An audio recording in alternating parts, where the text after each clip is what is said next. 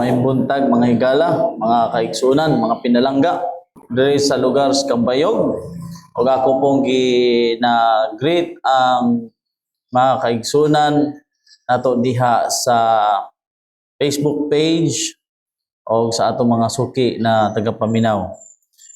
Niini nga kabuntagon mga higala, mga pinalangga, kita maghisgot usab og mga pulong sa Ginoo. Karon naata si kaduhang hugna sa atong pagtuon.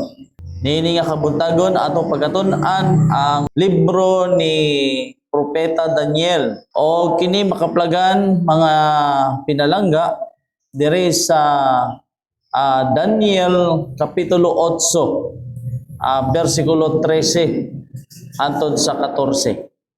Atong basahon og atong tun-an unsa ang mga nakasulat niini nga bersikulo.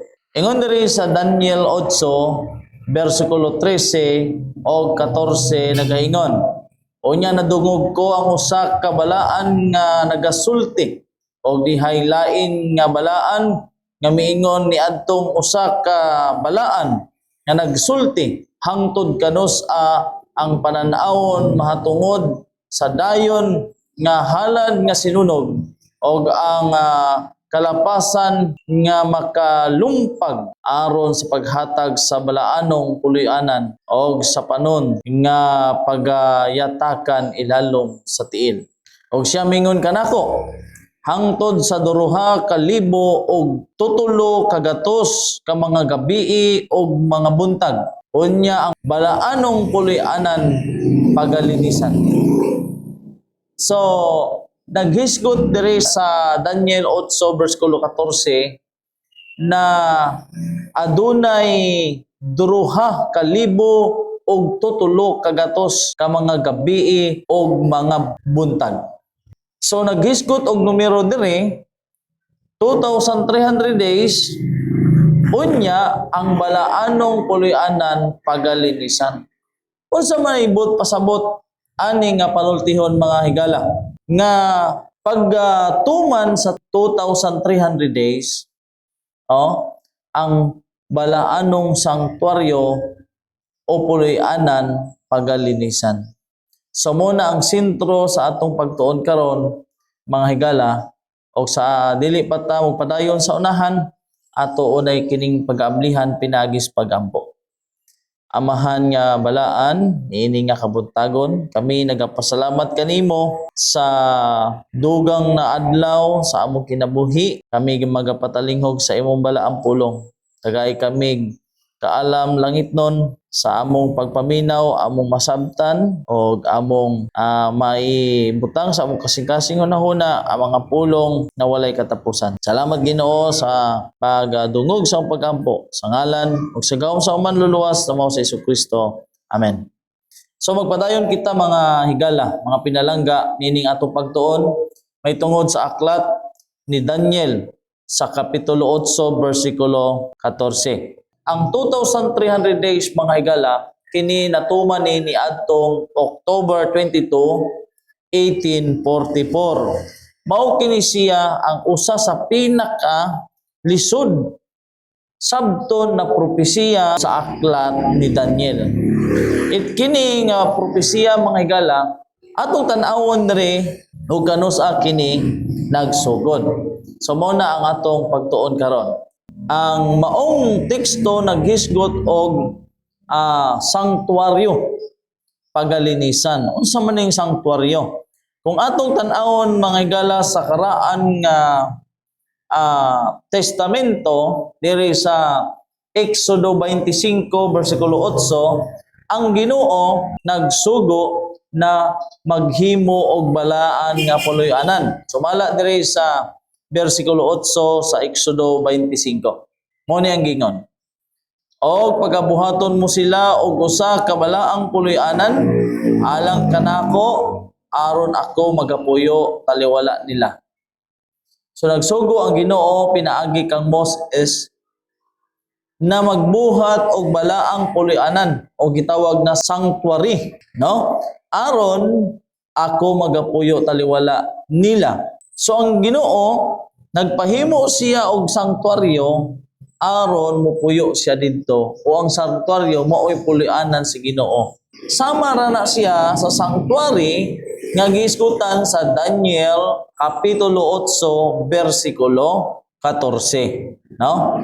So karon ang kining sanktuaryo nga gipabuhat sa Ginoo, landong kini didto sanktuaryo didto sa langit. Ang usang sanktuaryo diha sa yuta, ug ang usa tuas langit. Sa mao kana. Karon sa sulod sa 2,300 days ang sanktuaryo pagalimpyuhan. So kanang sanktuaryo limpyuhan sumala sa kasulatan. Si William Miller, mga higala, nagtuo siya na kini nga yuta mao ni siya ang sanktuaryo sa Dios. Ug sa iyang unahuna ni adtong 1844 ay muabot na ang Ginoo para hukman ang kalibutan pinaagis kalayo. So, pag-abot sa 1844, mga higala, wala man gyud mibalik ang Ginoo.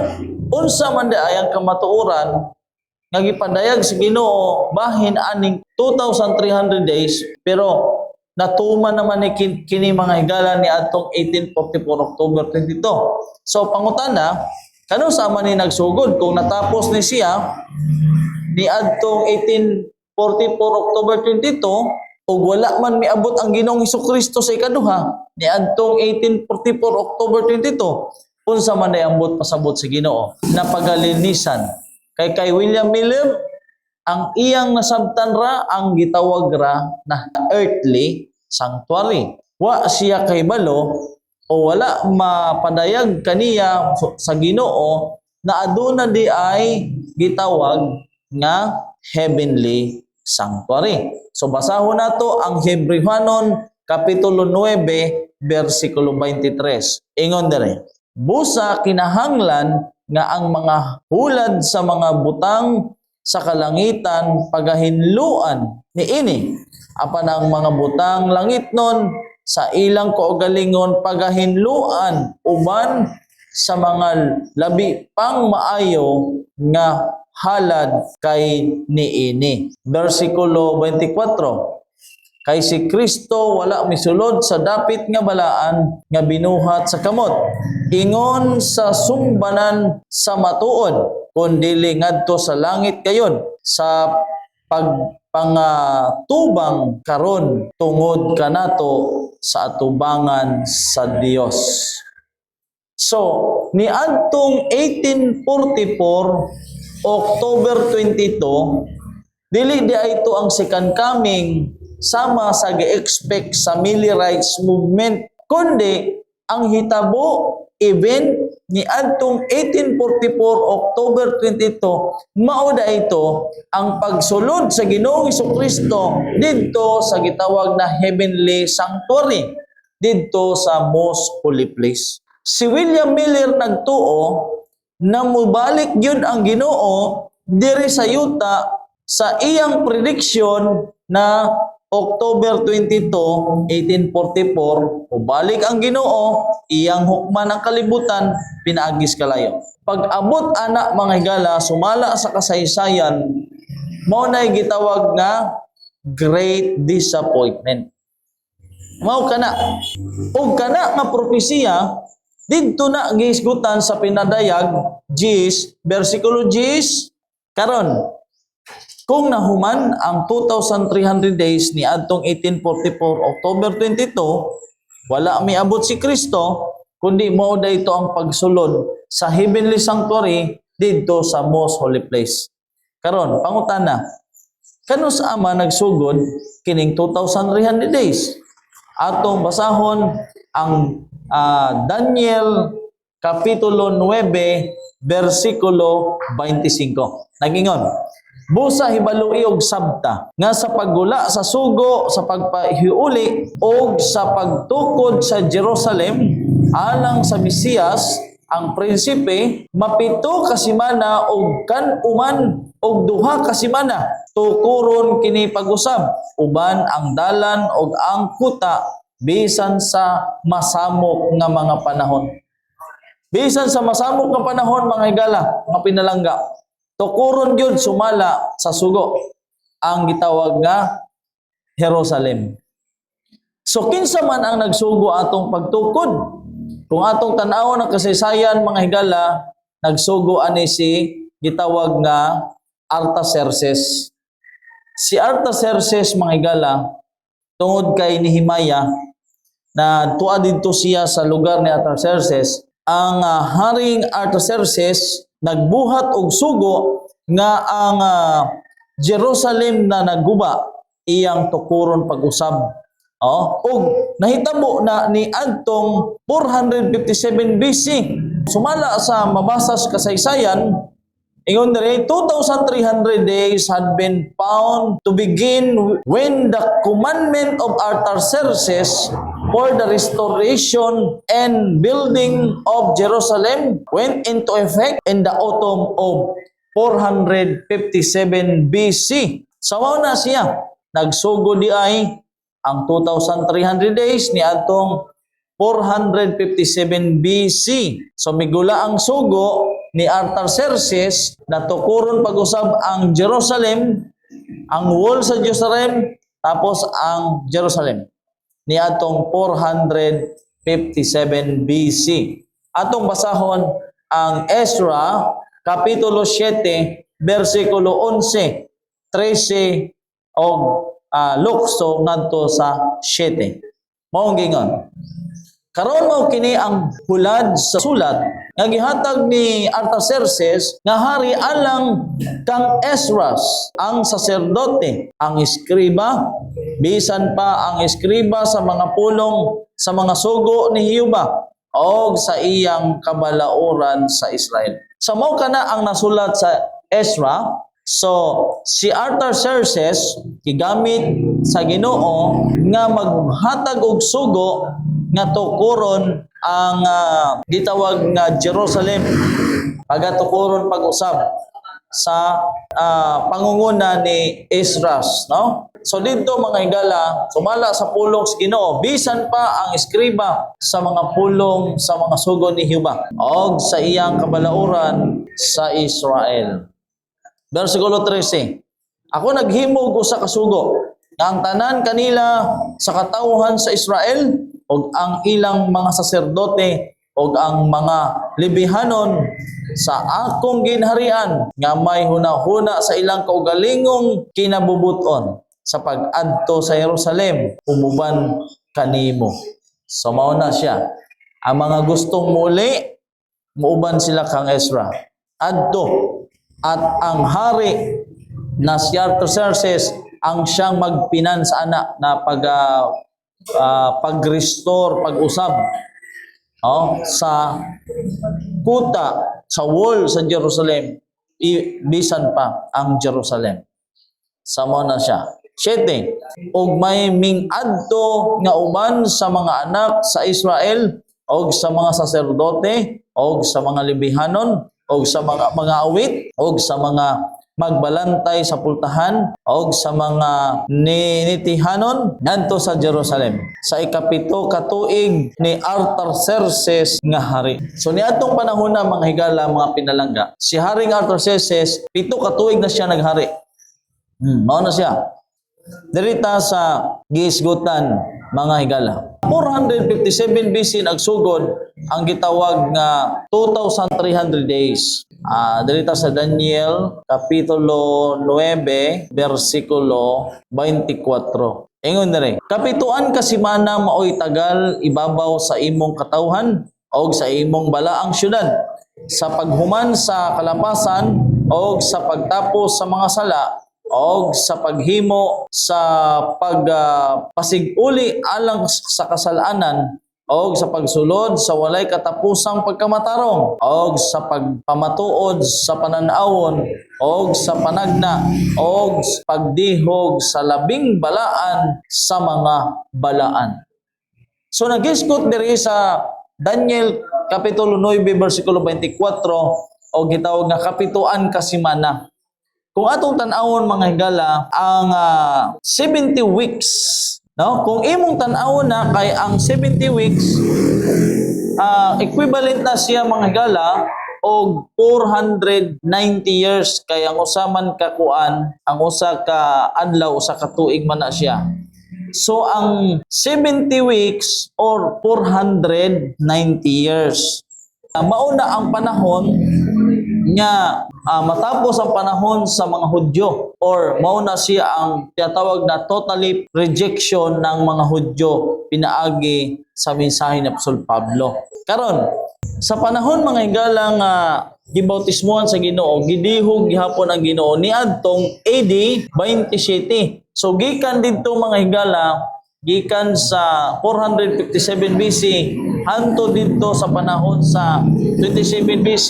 Tingalig mahibulong mo mga higala, gikan sa 457 BC hanto didto sa 27 AD, paatras gyud sa una ang paghihap. Dili pareha sa ato karon nga ang paghihap gikan sa una, duha, tulo, upat ana. Sa ila didto gikan 2000 pababa na siya. So gikan 400 BC papadong na siya didto sa 27 AD. So ang Ginoo gibautismohan og gidihog. Mao to siya ang fulfillment mga higala sa gitawag nga Daniel 9:26 ug 27. Atong basahon ang Lucas 3:21. Gaingon, karon nahatabo nga sa ginabautismohan ang tanan nga makatawhan nga nabautismohan usab si Jesus og sa pag-ampo ang langit na abli. Sa muna siya ang panahon nga nabautismohan ang Ginoong Hesukristo o kana nga year mga higala 27 AD na siya. AD. Unsay bud pasabot sa AD? Sa ubang salin, Anyo Domini. Dirita sa Lucas 4:18. Ingon dire. Ang Espiritu sa Ginoo niya kanako tungod kay iya akong gidihog aron sa pagmantala sa maayong balita ngadto sa mga kabus. Iya akong gisugo sa pag-ayo sa mga masulubong kasing-kasing, sa pagwali sa kagawasan sa mga bihag o sa paghiuli sa igtatanaw sa mga buta, sa paghatag kagawasan sa mga gipiutan. Sa muna siya ang gihisgutan sa Lucas 4:18. Unsay gaingon sa Ginoong Hesukristo? Ang Espiritu sa Ginoo ania kanako tungod kay iya akong gidihog aron sa pagmantala sa maayong balita. Si Kristo human bautismuhan siya gidihog. Dalita sa buhat 10 versikulo 38. Matungod kang Hesus nga Nazarenon kung giunsa ang pagdihog sa Dios kaniya sa Espiritu Santo og sa gahom kay milakaw sa pagbuhat og mga kaayuhan og nag-ayo sa tanang mga gisakit sa yawa kay ang Dios uban kaniya. So ang Ginoong Hesukristo samtang sa iyang pagministeryo nangayo siyag mga masakiton o nagpagawas siyag mga demonyo o uban pa nga mga katingalahan nga mga buhat. So tungod kay gidihog man siya human bautismuhan. So karon ang paglansang sa Ginoo og ang paglansang sa Ginoo og siya didtong panahona gikan sa iyang pagbautismo o sa iyang sangyaw 3.5 years to didto na human ang iyang pagministeryo. Kini gisgutan ni siya sa Daniel 9:26-27. Ingon dire, og sa tapos ang kanuman og duha ka semana ang Mesiyas pagapatyon. Kining siya na propesiya sa Daniel, wala pa si Kristo yun ani. Ihisgutan na ni Daan.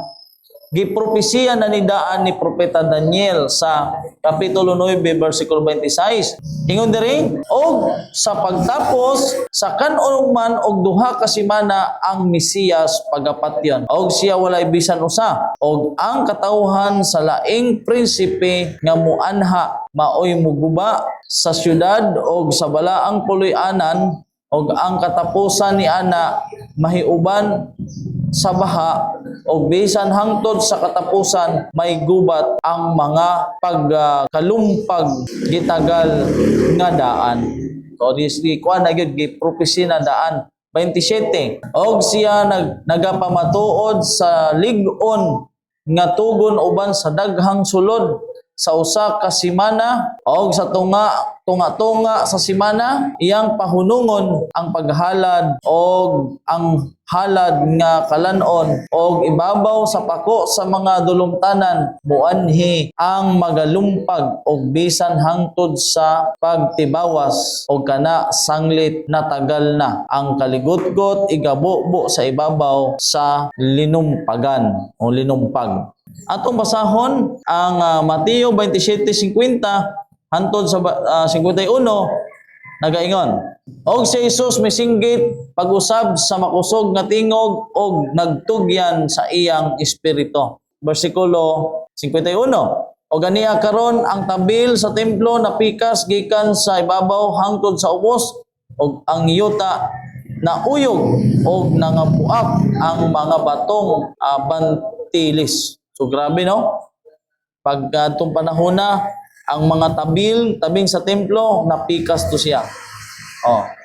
So ang mga batong bantilis nangabuak, ang yuta na uyog. So mo to siya ang fulfillment ato ang gitawag nga kamatayon, paglansang sa Ginoo sa iyang kamatayon nahitabo kadto niadtong 31 AD mga higala. Sumala sa mabasa na atong gibasa. So dirita ang fulfillment mga higala diri sa kanang giingon diha na usa ka semana mao na siya ang pinaka fulfillment ng 70 weeks or 490 years. So diri atong basahon ang balaan nga kasulatan diri sa Buhat 13 kapitulo 13 bersikulo 46. Ingon diri kana nga tuig natuma na ni adtong 34 AD gikan 27 to 34 AD mga higala muna ang gisgutan diri sa balaang kasulatan sa Daniel na usa ka semana manggod ang fulfillment ato kadtong pagministeryo sa Ginoo nagsugod to ng 27 hanto 34 1 week na siya mga higala o 7 days na siya nagministeryo ang Ginoo niadtong 3.5 years, another 3.5 years mga higala. Buhat 13:46. Unya si Pablo o si Bernabe na nagsulti sa dakong kaisog o nag-ingon, kinahanglan nga ang pulong sa Dios igamantala pag-una kaninyo. Apan kay ginasalikway ninyo o ginahukman ninyo ang inyong mahugalingon sa nga dili takos sa kinabuhi nga walay katapusan. Aniya karon mangadto kami sa mga hintil. O kadto nga panahon nagwali sa Apostol Pablo, nagreject ang mga Jewish nation adto siya sa mga hintil. So dirita sa Buhat 8 bersikulo 1. Og miuyon si Saulo nga pagapatyon si Esteban og niadtong adlaw nabuhat ang usa ka dakong paglutos sa iglesia nga didto sa Jerusalem. Og ang tanan nagkatibulaag sa mga yuta sa Judea o sa Samaria gawas ang mga apostoles. Tanang mga Kristiyano sumala sa kang Saulo nadto sila ilang gipangita tanang mga Kristiyano og niadtong adlaw nagsugod ang gitawag nga pagpanglutos sa mga Kristohanon, no? So na siya gihapon natapos nga ang mga Hudyo ni adtong 34 AD natapos na adto na sa ang mensahe sa kaluwasan sa mga dili mga Hudyo. So kung imong basahon mao na siya ang fulfillment ni adtong sa mabasa sa Daniel 9:24. Kapituan ka semana maoy tagal ibabaw sa imong katawhan og sa imong balaang syudad sa paghuman sa kalapasan og sa pagtapos sa mga sala og sa paghimo sa pagpasiguli alang sa kasalanan og sa pagpasulod sa walay katapusang pagkamatarong og sa pagpamatuod sa pananawon og sa pagpanagna og pagdihog sa labing balaan sa mga balaan. 70 weeks or 490 years mga higala. So kana nga propesiya natuma na need ni adtong panahon na, no? Pag bautismo, 27, paglansang, o kadtong gitawag nga 34 AD na human ang gitawag nga 1 week, 7 days. Yung 7 days ito kadtong 3.5 years, tapos another 3.5 years mo na siyang 1 week o 7 days o 1 mo na siya na dito po nagsugod ang pagtakwil sa mga Hudyo sa mensahe, o dito po nagsugod ang pagsugod sa pagmensahe dito sa mga Hintil mala sa atong gibasa. Padayon tas pagbasa diri sa Buhat 7:53, kamo nga na nagdawat sa kasuguan pinaagi sa mga manlunda o wala ninyo pagtumana. Yung diri kinsa ba sa mga manlagna ang wala lutusa, pagalutusa sa inyong mga ginikanan o gipatay nila kadtong mga nagmantala una sa pag-abot sa matarong nga karon nagmabudhion kamo o mga mamumuno kamo kaniya. Gikan sa 508, 538 hantod sa 1798 mo na siya ang gitawag nga Dark Ages. Nagsugod adtong sa dito sa mga apostoles o nagpadayon kini mga higala hantod sa gitawag na 1798 natapos ang gitawag nga martyrdom o Dark Ages. Nag-ingon ang Biblia diri sa Daniel 7 versikulo 25. Una yung giingon, og siya misulti sa dakong mga pulong batok sa halangdon o yamot, og nagapaluya sa mga balaan sa halangdon o yamot, og siya nagunahuna sa pag-usab sa mga panahon, og sa kasuguan, og sila igahatag sa iyang kamot hangtod sa usa ka panahon, og sa mga panahon, og sa katunga sa panahon sa usa ka panahon. Samo na siya ang gisulti dito. Ang kini siya, kining og siya, kinsa maning siya? Musulti sa dagkong mga pulong batok sa halangdon o yamot. So musulti siya og mga pagpasipala sa halangdon o yamot na mao na ang Ginoong Dios. Og nagapaluya sa mga balaan sa halangdon o yamot. So sa katawan sa Ginoo. Og siya nagahunahuna sa pag-usap sa mga panahon og sa kasuguan. So kining siya nang diskutan diri, iyang gipaluya ang katawhan sa Dios og nagunahuna siya na iyang usbon ang panahon og ang kasuguan. So grabe no? Usbon niya ang panahon og kasuguan og sila igahatag sa iyang kamot hangtod sa usa ka panahon og sa mga panahon og sa katunga sa usa ka panahon. So mao na siya mga higala. Mala sa Daniel 25 pag-usab sa panahon wala nagyoy nagkeep og sabat ana. Ano man kana nga panahon gikan 508 to 1798 mao na siya ang martyrdom or Dark Ages. Nagsugod pa na didto sa 34 AD, gibato si Esteban sa 34 AD, gibato si Esteban hantod ang mga ang ubang mga Kristiyano gilutos dakong paglutos nagpadayon na siya 508 538 hangtod 1798 mga higala. Ang total ana kung magsugod ta og 538 to 1798 ang total ana mga higala 1260 years. Pero kung apilo na to kining 508 magtotal na siya 1335 years mga higala. Atong ipadayon kini ugma tungod kay ang atong oras kulang na. So salamat sa inyong pagpaminaw. Ugma atong ipadayoning kini nga pagtuon ang may tungod sa 2,300 days. Okay, magamputa. Amahan nga balaan, salamat ka Ginoo sa kahigayunan kami nakadungog sa imong mga pulong ana sa balaang kasulatan. Daot kini magpabilin sa among unahon kasing-kasing among magabayan sa pag-alaga diha kanimo. Og salamat kaayo sa mga panalangin na among pagadawaton sa tibok nga adlaw. Labi na sa panalangin sa pag-amping sa among mga mahal sa kinabuhi, sa among asa kami miadtong imong pag giya sa matag usa among maangkon. Salamat kaayo sa pag dungog sa among pag-ampo sa ngalan og sa gahom sa manluluwas mo si Kristo. Amen.